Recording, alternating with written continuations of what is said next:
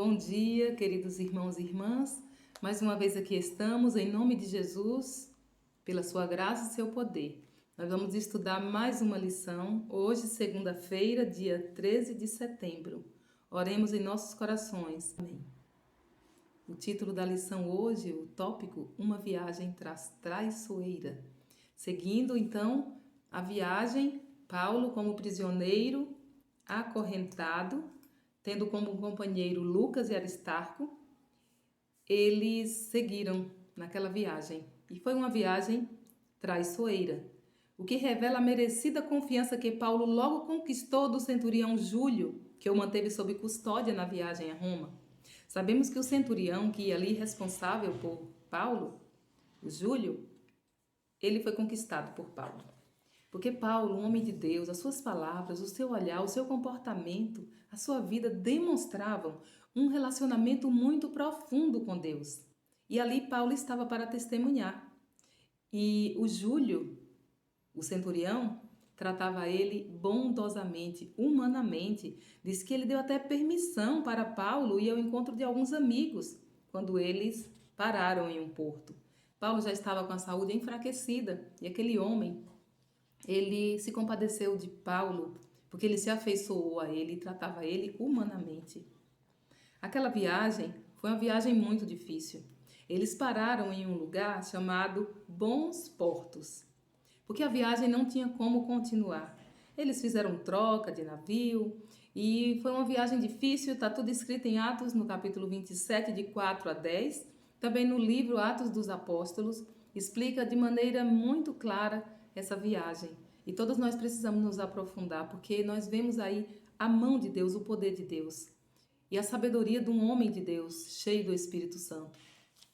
E Paulo deu um conselho para eles, né? Como foi a viagem, que advertência o apóstolo deu. Ele falou, olha, essa viagem vai ser muito difícil, vai ser uma navegação muito incômoda e com muito dano, não só para o navio e carga, mas também para a nossa vida. Então é melhor a gente permanecer aqui, esperar passar essa temporada de ventos, de tempestades. Os ventos eram contrários e o avanço do navio era muito difícil. Eles foram obrigados a permanecer algum tempo ali naquele porto, porque a navegação estava muito perigosa. Eles perderam a esperança de chegar no tempo previsto. E agora essa questão foi debatida por eles. Foi debatido, o que vamos fazer? Nós vamos parar, ficar aqui mais tempo, ou nós vamos seguir a nossa viagem? E essa questão foi debatida, por fim, o centurião se encaminhou a Paulo, que havia conquistado o respeito tanto dos marinheiros quanto dos soldados, e perguntou a Paulo. E Paulo, sem hesitar, aconselhou que ficassem onde estavam. Mas a maioria não concordou com isso. Eles simplesmente acharam que deveriam continuar, procurar um porto melhor, e a maioria venceu. O centurião, ele decidiu seguir a opinião da maioria. E agora, impulsionado pela tempestade, o navio se aproximou da pequena ilha de Cauda e, sob segurança dela, os marinheiros se prepararam para o pior. O barco salva-vidas era o único meio de fuga, no caso de um naufrágio, estava sendo sujeito a se despedaçar a qualquer momento. E agora eles fizeram o que? Eles içaram aquele barco, eles levantaram o barco e colocaram num lugar mais seguro e tomaram todas as precauções para fortalecer o navio, que podia se despedaçar a qualquer momento. Agora eles procuraram preparar o navio para enfrentar a tempestade. A pouca proteção oferecida pela ilha não lhes valeu por muito tempo e logo novamente estavam expostos à violência da tempestade.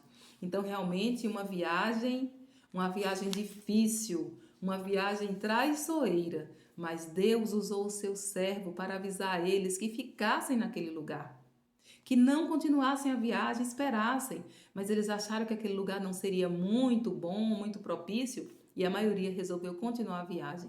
E foi uma viagem muito difícil. Por quê? Porque não ouviram o conselho do homem de Deus. Que Deus nos abençoe, que nós possamos aprender a experiência. São duas lições que nós podemos tirar. Primeiro, Paulo, um homem cheio do Espírito Santo, que o Senhor dizia a ele realmente o que precisava ser feito. E ele ficou calmo, ele disse, deu a sua ideia, que não era a ideia dele, mas era uma inspiração divina, e deixou que os homens decidissem. E eles decidiram. Quantas vezes nós fazemos igual aqueles homens e não ouvimos a voz da palavra, não ouvimos a voz dos homens de Deus? Ou quem sabe, nós somos igual Paulo, cheios do Espírito Santo. É esse o plano de Deus para nós, esse deve ser o nosso sonho, esse deve ser o nosso sonho. E é isso que devemos buscar dia a dia. A direção do Espírito Santo, ouvir a sua voz cada dia, cada momento. Ele é o nosso amigo, companheiro, é o Deus que está nos guiando, nos orientando, nos convencendo dos nossos pecados. Vamos ouvir, buscar o Senhor cada dia. Orar longamente, conversar com Deus, entreter conversa como um amigo, para que sejamos igual Paulo, no momento da prova, no momento da tempestade, tenhamos a palavra certa, no momento certo, e tenhamos o Espírito Santo para nos guiar, para esperar e confiar nas providências de Deus, mesmo que os outros não nos ouçam. Paulo, um exemplo de um verdadeiro cristão cheio do Espírito Santo. É essa experiência que todos nós precisamos alcançar. Que o Senhor nos abençoe e que possamos buscar de todo o nosso coração. Amém. E amanhã nós continuaremos no estudo da nossa lição, com a graça de Deus. Até lá!